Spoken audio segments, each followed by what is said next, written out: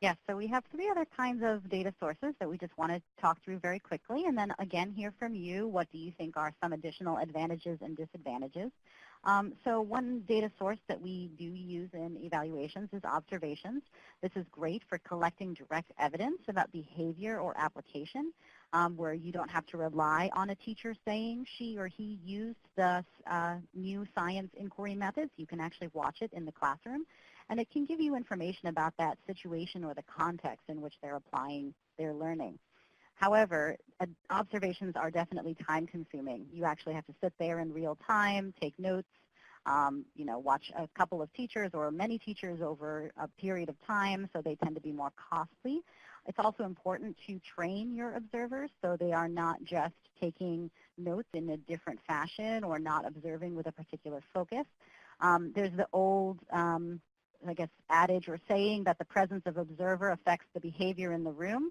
So if there's an observer in your classroom, those of us who are teachers know this. When there's somebody else in your classroom, the students never act the way they would if there was nobody else in the classroom but you, the teacher.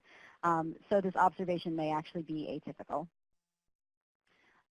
Another data source is the document review. So what's nice about document reviews is the data already exists somewhere. Either these are notes from professional development meetings, or they are the curriculum from the professional development or the curriculum that teachers have produced.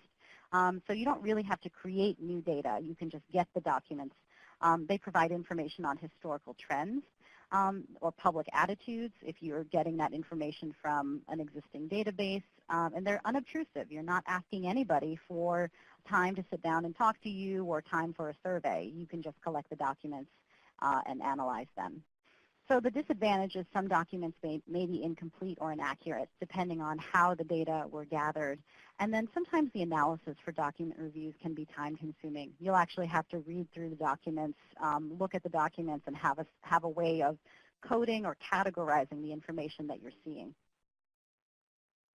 And then the last data source, which people think about a lot, is the existing quantitative data. So this is data like student assessment scores, student responses on surveys.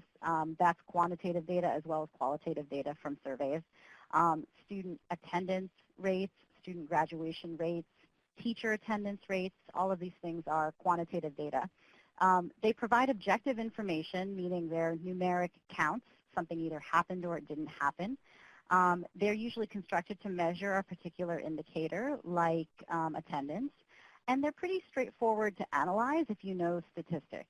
So you can do everything from count up, how many people were in a particular category, all the way through some of that more complicated causal analysis that I mentioned earlier.